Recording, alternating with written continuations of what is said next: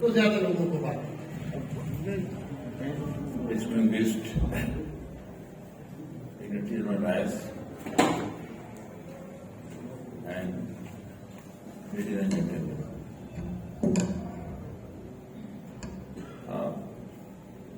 ये बातें तो बहुत कुछ कहने की हैं, लेकिन प्रशांत कुमार जी ने शुरू में जो बात कही थी और अपनी बात के आखिर में उन्होंने जो बात कही वो इम्पोर्टेंट है, उसी पे सब लोगों को कन्फाइन करना चाहिए कि what to say, how to say, what to do and how to do.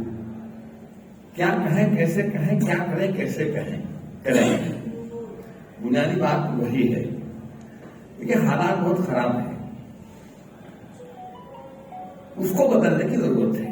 The whole society is rotten and cut, ये जब मैं कहता हूं, क्योंकि अभी जब आप बात कर रहे थे तो मुझे वो बात, अपनी ही बात याद आई।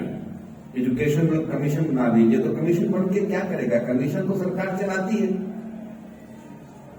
चाइल्ड राइट्स कमीशन बना तो चाइल्ड राइट्स कमीशन जो है उसके जिम्मे ये काम रह गया कि हरिद्वार में लोगों ने प्रोटेस्ट करना शुरू किया तो बच्चे भी सामने थे, तो चाइल्ड राइट्स कमीशन वहां पहुंच गया कि बच्चों को कैसे फंसाया आपने कि वो पोस्टर लेके खड़े रहे। चाइल्ड राइट्स कमीशन पहुंच गया मदरसों के अंदर कि हिंदू बच्चों को मदरसे में कैसे पढ़ाया जा रहा है, हिंदू बच्चों को निकाल के बाहर किया जाए। छोड़िए कमीशन वगैरह की बात, पूरी सोसाइटी में नहीं, ये चीज है, मैं उसमें नहीं आ रहा। मैं जो बात कहना चाहता हूं कि हमारे जो फोर फादर्स थे, फोर फादर्स थोड़ी बाप चचा वो कहते थे, सुनते हैं मुझसे, मैं तो बाद में पैदा हुआ, कि आजादी से पहले हिंदू पानी और मुस्लिम पानी करके स्टेशन पर बिकते थे। हमारे जो बुजुर्ग होंगे उसकी गवाही देंगे, लेकिन कड़वाहट मन में नहीं थी। आज मन में दीवार खिंच गई है, ऐसा कुछ प्रोपेगेंडा हो रहा है, और वो दीवार इस हद तक खिंच गई है कि अगर कोई स्टेशन बेंगलोर में रंग दिया जाता है हरे रंग से, तो जब तक उस हरे रंग को बदलवा नहीं दिया जाता तब तक लोग चैन से नहीं बैठते हैं कि हरे रंग से कैसा रंग दिया, तो किसी मखसूस कम्युनिटी का रंग है। बहादुर शाह जफर की तस्वीर लगी हुई थी महाराष्ट्र के होटल में, वो तो कर्नाटका का मामला था, तो वहां पर उसको जाकर के पहुंच गए लोग वहां पर बिरयानी खाने, और बाद में उन्होंने देखा कि तस्वीर लगी है, उन्होंने कहा कि ये औरंगजेब की औलाद की तस्वीर कैसे लगेगी। वो बहादुर शाह जफर औरंगजेब की औलाद हो गए, वहां से रिश्ता जोड़ा, उसकी वजाहत की जरूरत नहीं है। इतनी ज्यादा लोगों के अंदर वो चीज आ गई है। कर्नाटक में एक बस स्टेशन को उन्होंने बनाया तो जरा सा राजस्थान का जो गुम्बद का कलर होता है दे दिया हुआ गालमन, तो उसको तोड़ा दिया जाकर के। कैसे तुमने ये धार्मिक उसको दर्शाते हुए तुमने ये किया। यहाँ तक हमारे हालात खराब हो गए हैं।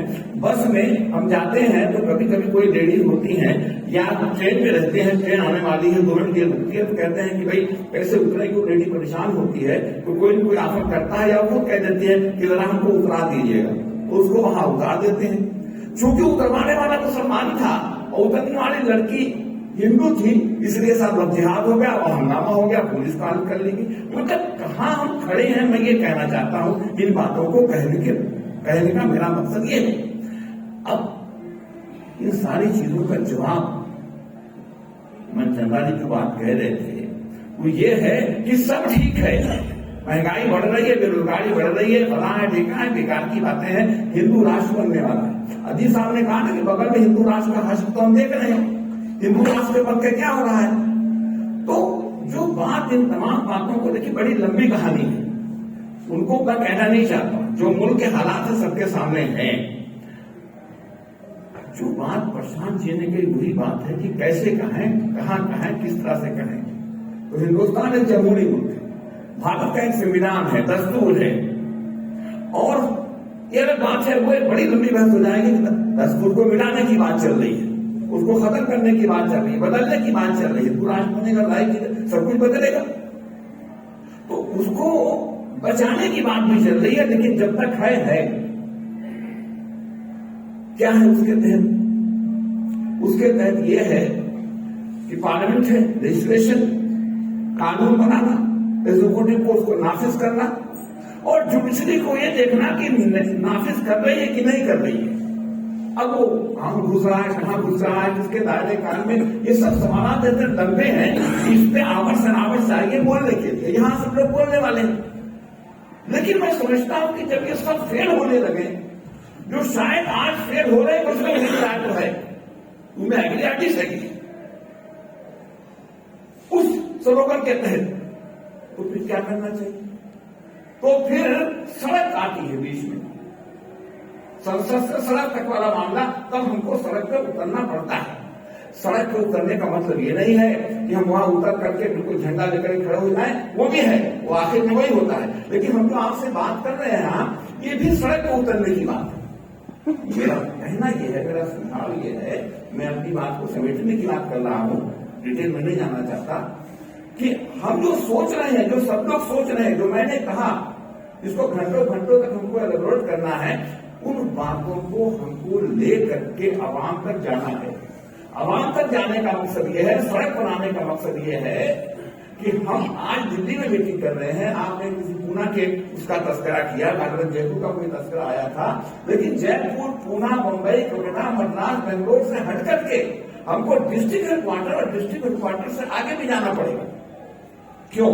और बताना ही पड़ेगा कि भैया हिंदू राष्ट्र का नाम और उसकी बात करना एक अफ्यूज के मुतरादिफ है। या तो कहिए कि सही हो रहा है, अगर हम महसूस करते हैं कि गलत स्लोगन है और उसके आड़ में सब कुछ छुपाया जा रहा है और सब कुछ वो अफ्यूज खिलाई जा रही है, तो उसको कैसे हम ओवर पावर करें, लोगों को बताएं? बताना ये पड़ेगा कि भाई, कि बताना ये पड़ेगा